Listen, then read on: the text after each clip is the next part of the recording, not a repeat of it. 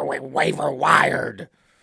We're still going strong with the waiver wire. It's not bad. It's not bad this week because of one man. One man makes it all worthwhile. One man carrying the waiver wire this week for fantasy football. Ty Chandler. Ty Chandler, the guy that really, the number one player I wanted to talk about last week. I was like, hey, no Cam Akers, and this is a high-scoring offense, and Alexander Madison's not explosive, and he's not good in the passing game.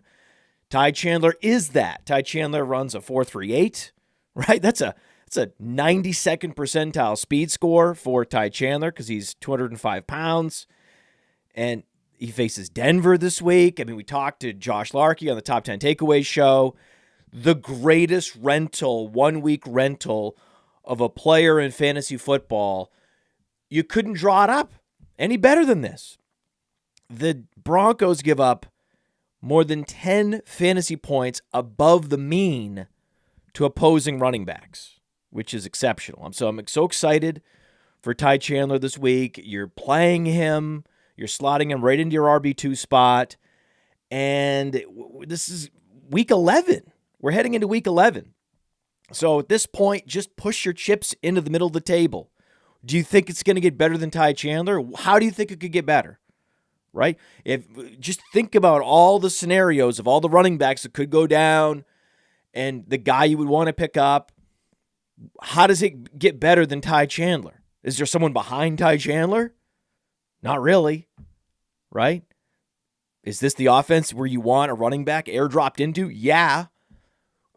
Do you want him to be explosive? Do you want him to have pass catching ability? Yeah. I mean, so what else? Oh, but Alexander Madison, it's only a concussion. He'll be back. Yeah, like Rashod Johnson came back from a concussion right away? No, there's no guarantees. I can guarantee you this. Alexander Madison will be out for week 11. There's very, very precious few players have played the following week post-concussion. It's just not a thing anymore, and it shouldn't ever be a thing that a player plays the following week after being concussed. And then it's a coin flip whether he plays the following week. So if there's one thing that I had to disagree with Josh on, it's, hey, Josh, this is not exactly a 1 week rental. Ty Chandler was getting snaps and rotating in significantly before the concussion. And as soon as he starts catching passes smoothly out of the backfield in these situations where Alexander Madison is just putting it on the ground, right?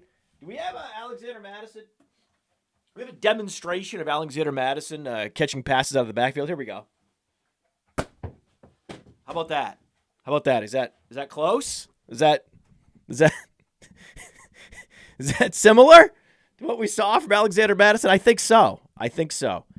So, Ty Chandler, get excited, permission to get excited, and permission to put your chips in. I mean, if you need to win this week, just put them all in. Go 100% of your FAAB budget. It's now or never, right? And for those of us that are in contention, I'm putting in between 30 and 50%, right? If I have $100 out of $1,000 left, I'm going to put 50 in for Ty Chandler, if not more, just depending on my running back choices this week. Why not? I mean, again, explain to me a better option, right? In week 12, week 13, what scenario do you think could unfold and running back do you think could come available? Do you think would be a better option? Let me know. Let us know in the comments. You tell me. I mean, I can think of some scenarios. I can think of a Rico Dowdle. I can think of a Pierre Strong, a Kenny Gainwell, an Elijah Mitchell. Yeah, that's certainly possible. But here's the thing. Anyone in any kind of league that's competitive with bench space, you all should be hoarding running backs. Starting in week 7, you should be handcuffing all of your running backs. If you have Christian McCaffrey and Elijah Mitchell is on the waiver wire and you're not scooping Elijah Mitchell, that's just misconduct, right? That's pure fantasy negligence on your part. right? And all of us should be hoarding as many high upside stash running backs as possible. That starts with Kenneth Gainwell, then Elijah Mitchell, even LaMichael Pirine, Tank Bigsby. What happens if Travis Etienne misses time? Tank Bigsby goes to the moon. Even Zamir White. Raiders aren't a good offense, but you know Zamir White's going to become the workhorse if Josh Jacobs misses time. So just go ahead and pick those guys up too. Because if they're available and they didn't produce last week, you're not going to have to spend much, if anything, to pick them up. You can just let waivers run and just scoop them up after waivers run. So you can actually spend all the money on Ty Chandler now and not worry about the future running backs that might come available, because what you'll do is you'll imagine all the scenarios where a running back that you really want to spend more money on than even Ty Chandler comes available, and you can go ahead and scoop them now. So if they do become the starter in week 13, 14, 15, oh, I already have them stashed. There was Kenneth Gainwell just available. Add. Hey, there's Elijah Mitchell. Add. Hey, there's Tank Bigsby. Add. It's not hard. It's not hard at all. And I'm in a listener league right now on Rival, and that's what I've been doing. This episode is brought to you by Rival Fantasy. Rival Fantasy, the coolest fantasy platform not enough people know about, but they will once I'm done, baby, because they're always innovating. They just rolled out seasonal leagues. We set them up for patrons, for our listeners, and they funded over $1,000 in payouts. That's what Rival's all about. They're always innovating. They already had the fantasy book where you can take overs and unders, stack them up, multiply your payout, but then they added challenges so you can set your own lines and put them out there for the community, and then you can browse the community's lines and say, hey, this guy's crazy, I'm going to take the other side. It's cool. And they have fantasy bingo. Rival Fantasy is reminding me how much fun I can have with fantasy football, and use that promo code PLAYER. The promo code is PLAYER. They give you a $100 instant deposit match plus $25 plus a free play. That promo code is PLAYER for up to $125 in deposit bonus and a free play. You can't beat it.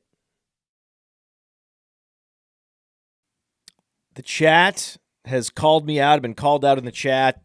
Tank Bigsby was relegated last week. It's now D'Ernest Johnson is the number 2 running back on the depth chart in Jacksonville.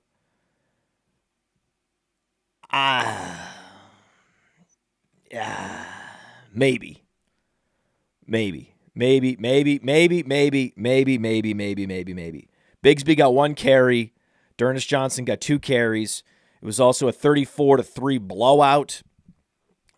Tank Bigsby is a better running back than D'Ernest Johnson. D'Ernest Johnson runs a 4.7. He has been touted as an exciting handcuff that you need to get. Remember when he was in Cleveland? Oh, this guy, he breaks off some long runs. Oh, got to get D'Ernest. And then, see, the NFL gives it away. They say, well, actually, guys,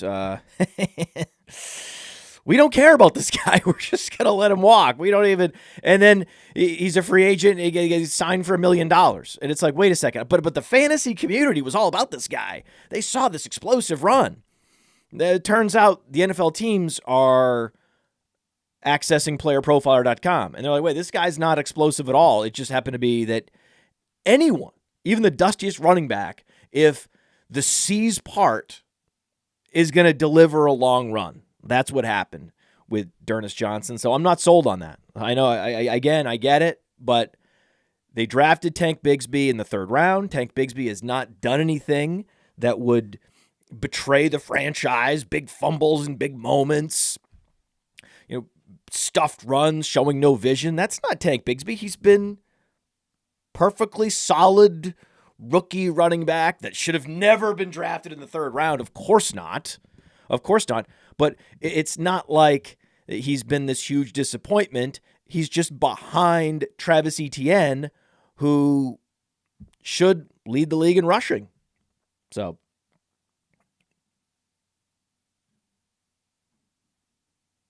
I mean, Bigsby has been fumbling. Okay, so I mean, I know he has some fumbles, but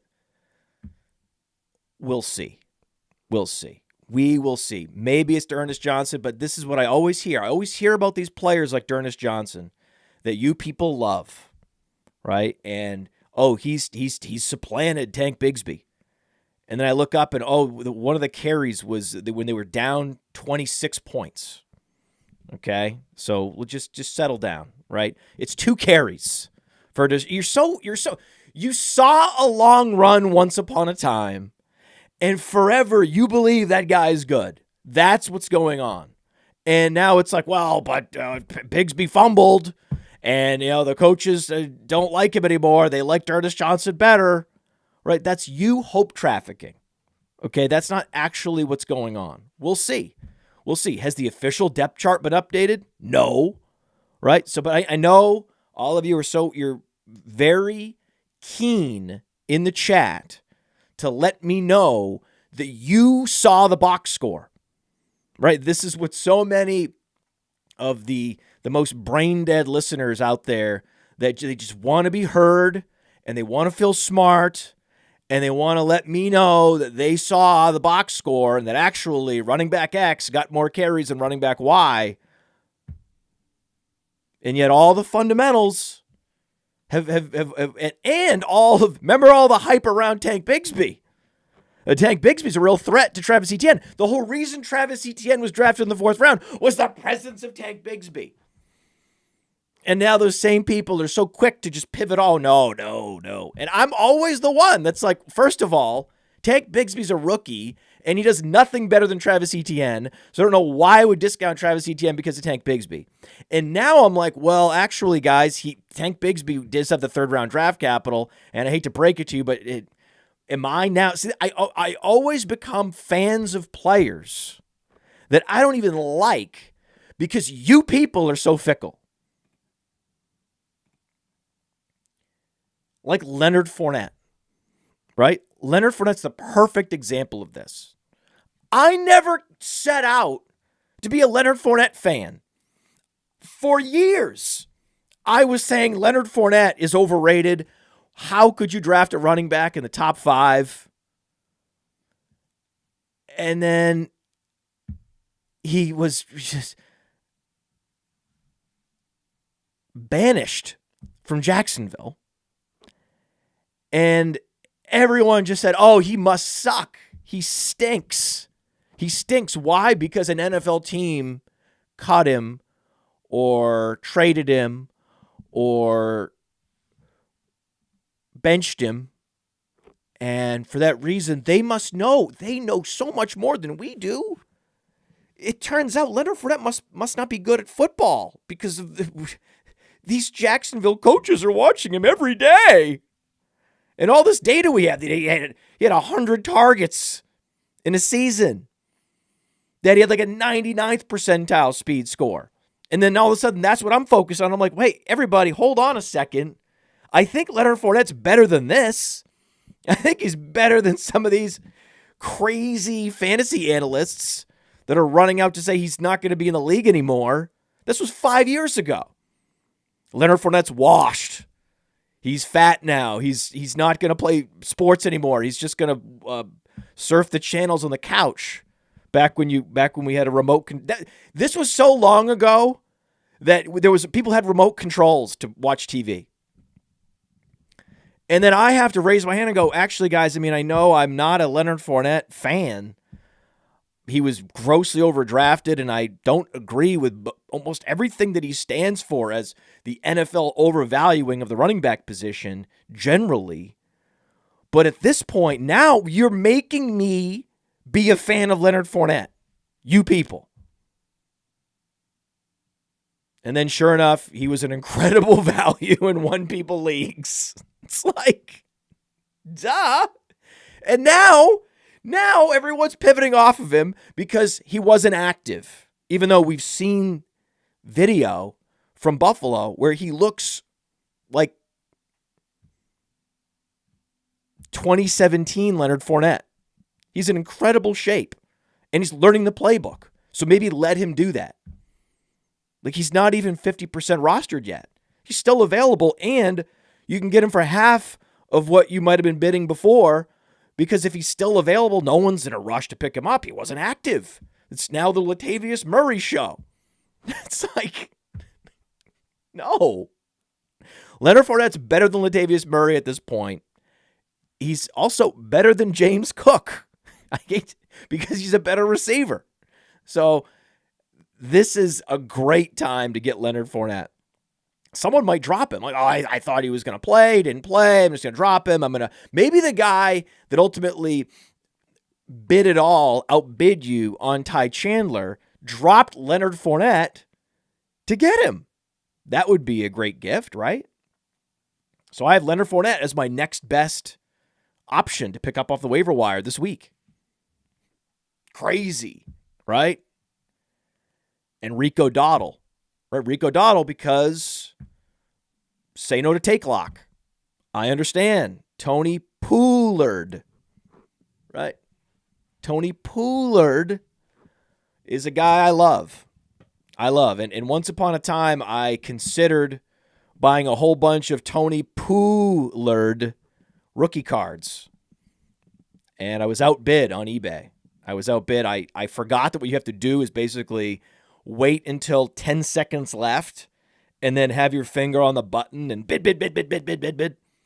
I forgot to do that. And was outbid. And now I'm basically every time I'm outbid on a rookie card on a player, I end up being happy that I missed out. And then whenever I do win the rookie card, I end up disappointed, like Travis Fulgham, right? Travis Fulgham always. These Travis Fulgham rookie cards have come in so handy. It's amazing. It really is amazing. So I love Tony Pollard. I don't know what's wrong with him, but I know Rico Dowdle outproduced him. And the Cowboys are a prolific offense. Have you seen what CeeDee Lamb's been doing the last 3 weeks, setting all these records? So why not Rico Dowdle? Rico Dowdle is explosive. Rico Dowdle is so much closer to Ty Chandler than any other running back available on waivers. I mean, he is this week's Ty Chandler. Last week, I was like, hey, it looks like Ty Chandler is going to get touches regardless because Alexander Mattison is bad. And as much as I loved Tony Pollard heading into this season, so far this year, he has been generally bad. And Tony, I mean, it's true. Meanwhile, Rico Dowdle, 210 pounds, explosive. Sound like a guy that we're bidding big, right? So you could either bid big on Ty Chandler, and then if you don't get him, you can put like 5 to 10% down on Rico Dowdle and get Rico Dowdle. Problem is, in competitive leagues, you're not going to get him for that. So Ty Chandler, if in a super competitive league, if he's still available, he shouldn't have been available. That's the thing, man. That's the thing with the waiver wire. Last week, I received a number of positive messages, praise on social media. Thank you for focusing on Ty Chandler. This is a guy that's actually available in my league. I appreciate it. So many of the players that are sub 50% rostered aren't even available in my league. Right? In a lot of leagues, Rico Dowdle's been stashed all year. He's been our number one stash all year. It's like Rico Dowdle, Kenneth Gainwell. Just make sure you're stashing those guys. Please find someone else to drop.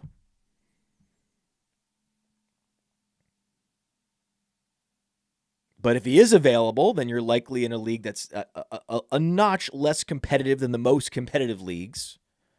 And Tony Pollard wasn't hurt.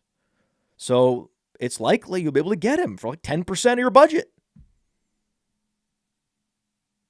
More of us need to be in more of these leagues, right? If us as a community continue to complain that these leagues exist, then just join them.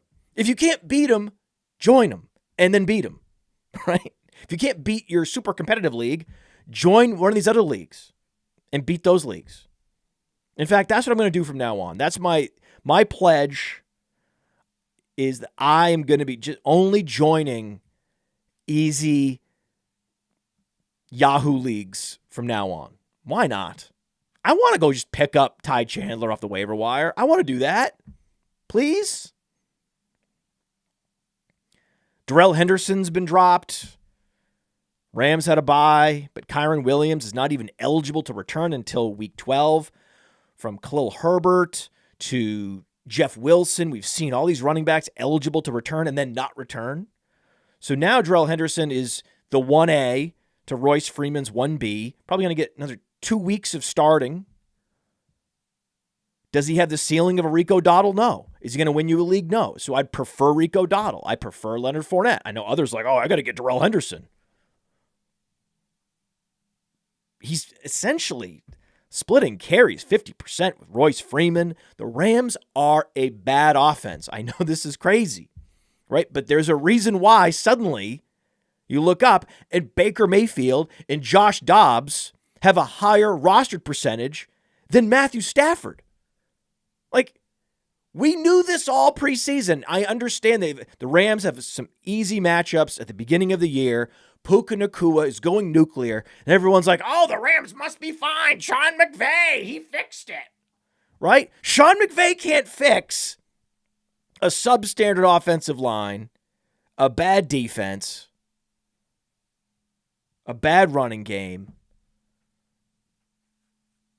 I mean, you could fix Van Jefferson by just sending him into outer space.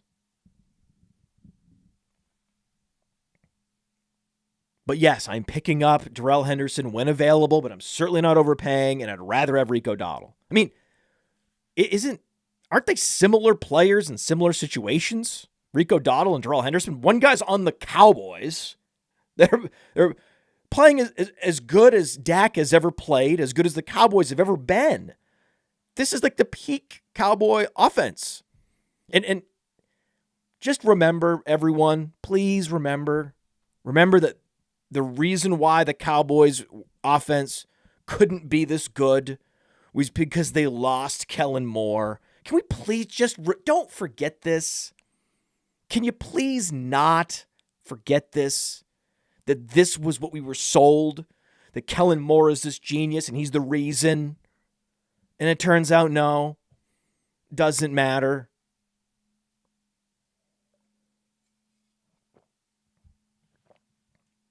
So many complain that I'm repetitive. Same positions. I can predict what he's going to say. I guarantee you didn't predict that I was going to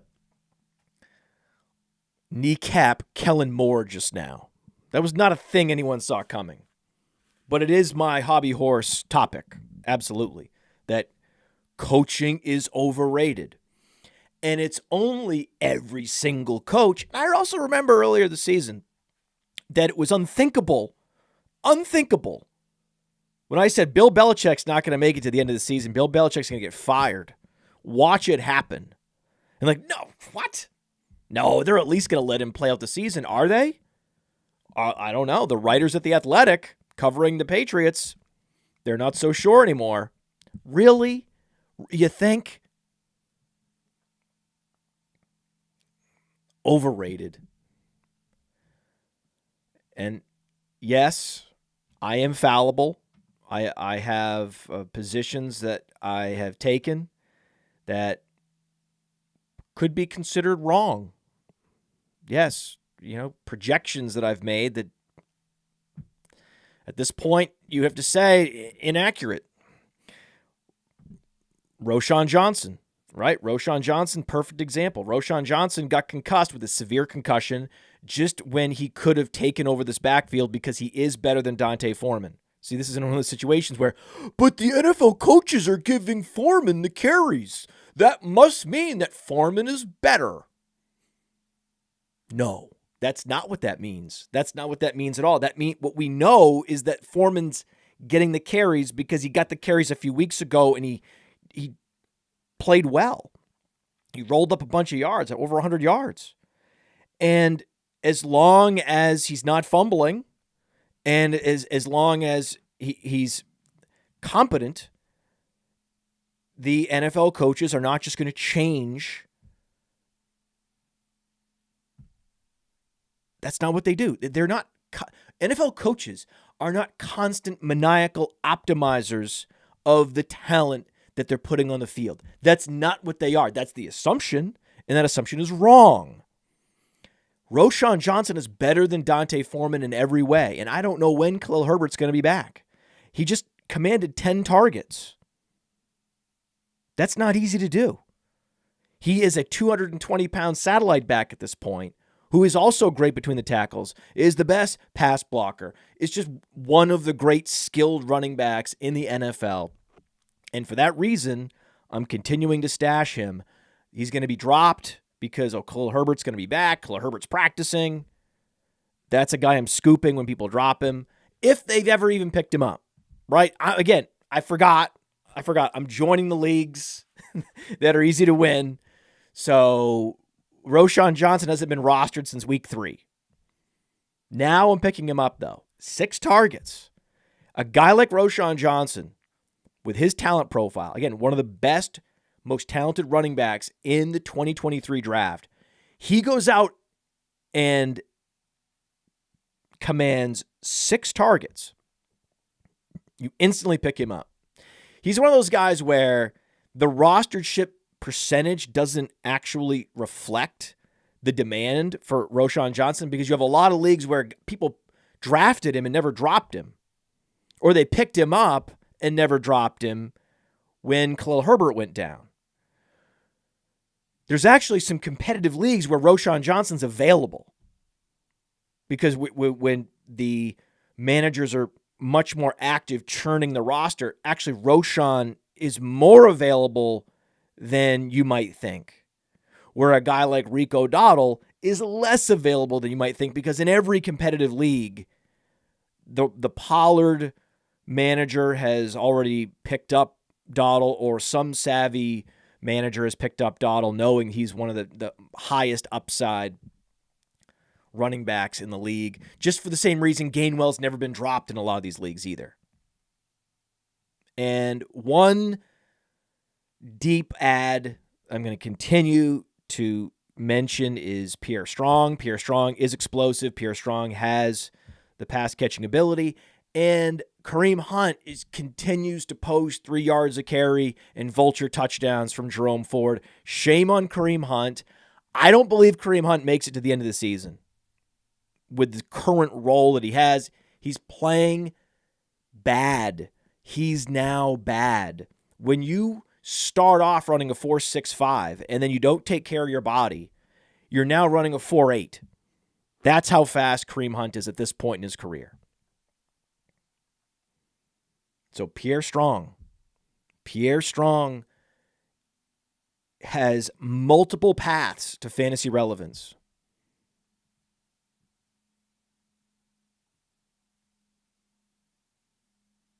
You might say, well, your convictions are always wrong. Like your conviction in Rashod Johnson, has, resulted in just sub 10-point performances each and every week when he's active.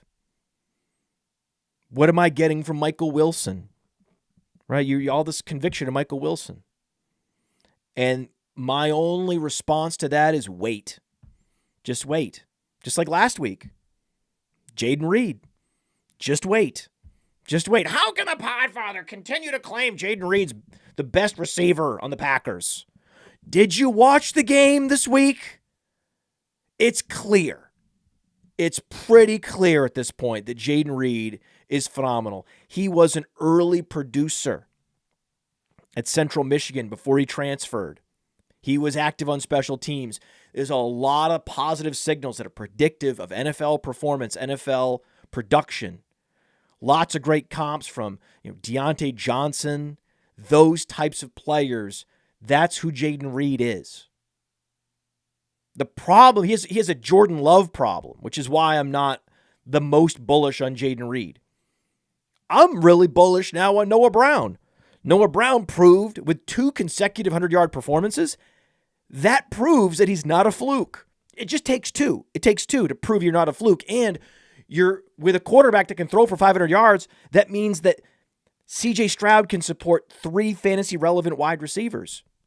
There's athleticism with Noah Brown. Noah Brown didn't produce it all in college because he was at Ohio State behind a bunch of other, world-class caliber wide receivers, but he is athletic.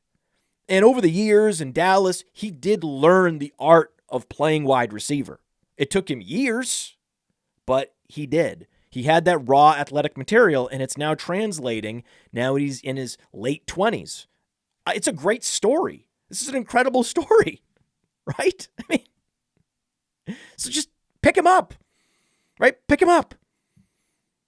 Should have picked him up last week.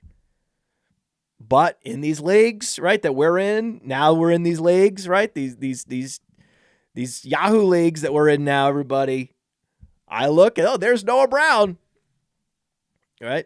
It made sense, though. It made sense. If no one realized, right, that Nico Collins was going to be out, it makes sense. Oh, didn't realize it or considered it, but I'm going to roll the lineup I have.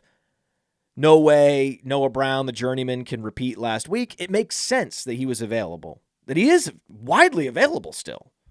And so I know Nico Collins is coming back, but that's fine. So then it's Nico, and it's Noah Brown, and it's Tank Dell. That's okay. They don't have a running back that's commanding targets out of the backfield. Dalton Schultz commands targets only because there's so many targets to go around.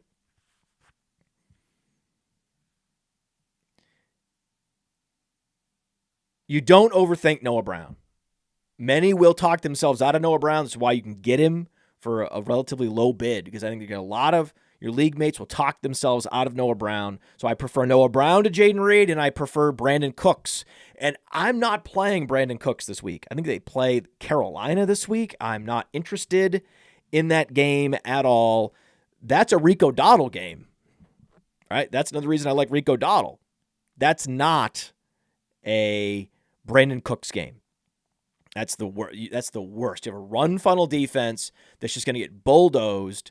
And they're not going to need Brandin Cooks. They're just going to, make sure that Lamb gets fed, and that's it, right? But then look ahead. Week 12, Washington.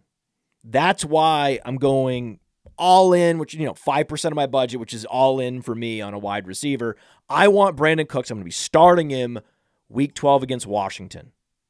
This is a reason to even trade for Brandin Cooks. If he's not available on the waiver wire, I would trade for him just for week 12. Again, Jayden Reed is going to be highly volatile all year, just like Luke Musgrave. I like Luke Musgrave too, but they have a Jordan Love problem. And the Jordan Love problem is that his ball placement's so bad and they can't score points that they're just going to not be able to give you touchdowns very often. And there is a Christian Watson there.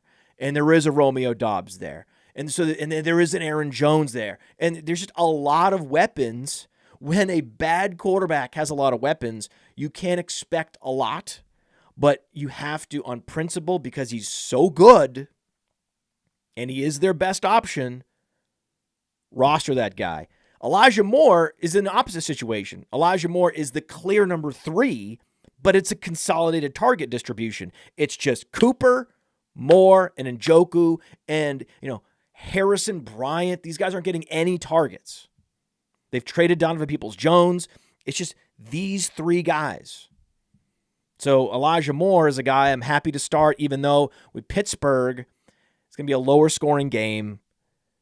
It is the type of offense that just it can't push the Browns like the Ravens could.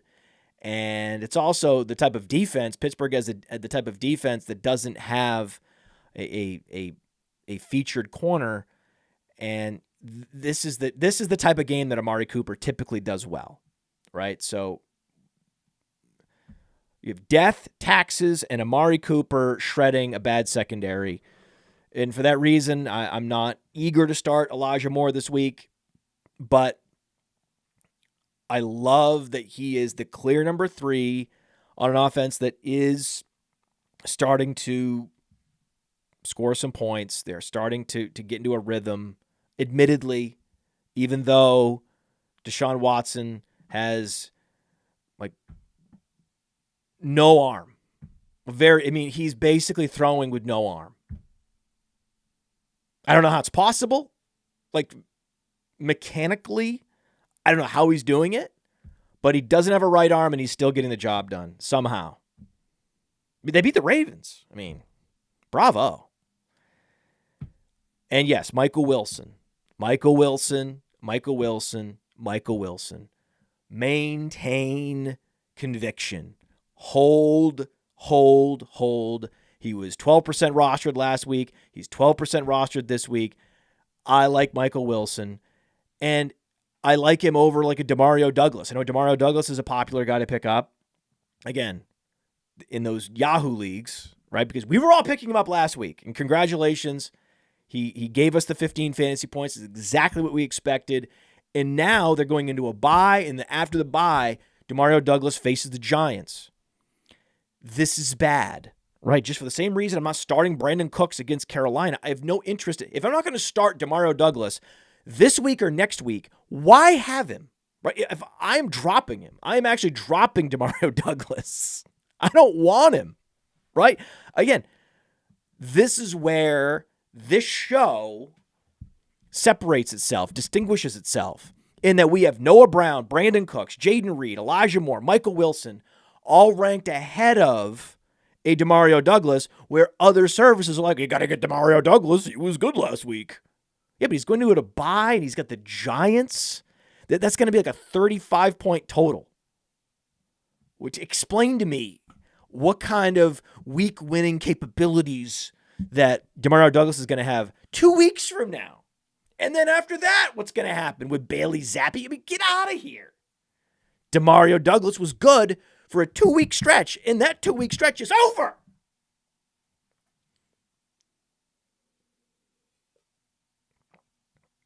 I'd rather have Khalil Shakir. Oh, he only had the 2 targets. Yeah, but wide receiver production week to week is highly uncertain. So just keep going back to the guy that's starting in 3 receiver sets with Josh Allen. It's like Michael Wilson is the alpha, or the X receiver, the one X receiver that Cardinals have for Kyler Murray, right? Brandin Cooks has a fully rebooted Dak Prescott. Noah Brown has CJ Stroud, who's entering the top god tier. There's multiple god tiers of the Dynasty rankings, our quarterback rankings, but he's in the top guard tier. It's now a question of when CJ Stroud overtakes Josh Allen. When does CJ Stroud overtake Patrick Mahomes? That's now the conversation. I don't see how he takes over Jalen Hurts, but Patrick Mahomes better watch. Better watch his back. CJ Stroud's coming. But yes, Khalil Shakir, still better than Gabriel Davis, even though Gabriel Davis outproduced him last week. That's 1 week, and it wasn't even an impressive performance by Gabriel Davis. Khalil Shakir is going to have weeks, right? And I know that Curtis Samuel is still out there, but again, Curtis Samuel's playing the Giants this week. That's bad. On the surface, like, oh, great matchup against the Panthers. Oh, great matchup against the Giants. But no points are going to get scored. Look at the total. Sam Howell can throw to a lot of different guys, and he's been putting up 300 yards because he's had to. He's been forced to throw because they're down in a shootout game environment. That's not what we're going to get from Washington, New York. New York wants the number 1 pick. New York wants Caleb Williams. And if you want to win a week with your flex, your third flex option, okay, and you're like, what about deep leagues? You're not giving me any options. Khalil Shakir's rostered. Michael Wilson's rostered. Yeah, but Michael Wilson's only rostered in 12%. So if you're in the upper 10th percentile of fantasy leagues, congratulations. Like, that's good, right? How about Jaylen Guyton? Okay, Jaylen Guyton, unfortunately, caught the touchdown. See, what I would prefer is if Jaylen Guyton hadn't caught the touchdown. Then there would be no competition to get him. But I still believe that because it's the Keenan Allen show, and Josh Palmer will return eventually, and Quentin Johnston's showing signs of life, that most fantasy gamers, and especially, this is important, the fantasy analysts that they listen to, don't respect Jaylen Guyton, even though Jaylen Guyton is a better deep threat than Quentin Johnston. They want Quentin Johnston to be a deep threat, but he's not good at being a deep threat. He's good at almost nothing. The one thing that Jaylen Guyton can do is run deep and score deep touchdowns. So that's a guy that I want to play. I want to stream that guy because he has 20 points in him. He can go out and catch 4 passes for 100 yards and a touchdown. What's 4 passes for 100 yards and a touchdown? That's 20 fantasy points. That's what he can do. And he does it better than Quentin Johnston. There are a few stash wide receivers I'm interested in. Tutu Atwell. Tutu Atwell is a stash wide receiver. A.T. Perry is going into a bye, but A.T. Perry is looking interesting. So there's a couple of these emerging stash receivers. I'm stashing Rashod Bateman still in these super deep leagues. When is Zay Jones going to be playing? I'm very worried about Zay Jones, even though in these super deep leagues, dynasty leagues, not dropping Zay Jones, still believe in Zay Jones. It's an open question whether Zay Jones is better than Calvin Ridley. Calvin Ridley, by the way, another stinker, right? That's another dud. It makes me so happy. You understand how happy I am to look up and see Jaylen Guyton outproducing Quentin Johnston in a total shootout, the ultimate shootout, and then to see Christian Kirk utterly dominating Calvin Ridley as predicted. It's a feel-good thing. It's a feel-good thing. And then you look up and we talk about Josh Dobbs. Like, I love Josh Dobbs, right? Josh Dobbs. Here's the guy I love. I'm like, hey, I like what CJ Stroud's doing, but what about Josh Dobbs? Well, Josh Dobbs and Baker Mayfield are officially more than 50% rostered across all leagues. This is the end. Like, we've reached the end of the game where the only streaming options left are like Kenny Pickett. This is the end.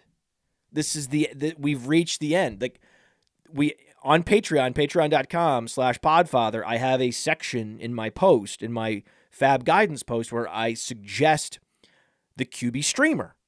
And it was Sam Howell, and then it was Josh Dobbs, Mayfield, and now I'm looking up, I'm like, well, I don't have one. Like, good luck. Best of luck to you. Maybe we should look together. Maybe I couldn't think of one. And then I was like, well, Mayfield, and then I realized Mayfield was rostered. But someone's going to have to drop somebody. Matthew Stafford could become available. That's a guy. Jordan Love does play the Chargers at home. That could be interesting. Potential. Russell Wilson getting dropped is a possibility. Maybe. You don't want to play Baker Mayfield against the 49ers anyway. I'm not playing. Again, this would be the week, right? This would be the week. What about your conviction in Kenny Pickett? Not against the Browns. No, thank you. Will Levis against the Jaguars? Will Levis against the Jaguars. Crazier things have happened, right? Maybe we go back to the Will Levis well. Maybe he can recapture the magic from his fake debut. Maybe that's it. So maybe that's it. Maybe, you know what? Against the Jags, I could see it. I could see Will Levis recapturing it. 2 touchdowns, 260 yards and 2 touchdowns from Will Levis. That's the direction we'll go. But it's funny. It's funny that like Dobbs is not available anymore. Like, totally missed it. If you're trying to pick up a quarterback now, you missed it. And I'm going back to Luke Musgrave at tight end. I believe that he is the most talented tight end that's widely available. It's just that he also has a Jordan Love problem. Yeah, streaming tight end is just, it's so bad. It's quite brutal. Hopefully you picked up Trey McBride and you're just riding Trey McBride. And great for Trey McBride. Trey McBride, a totally dominant college producer at Colorado State. I'm so proud of him. He just continued to persevere. You know, they have Zach Ertz there, and he's like, you know what? I think I might just have to outplay Zach Ertz. I think that's what I'm going to have to do. And he's done it. So, bravo, Trey McBride. He's a dog.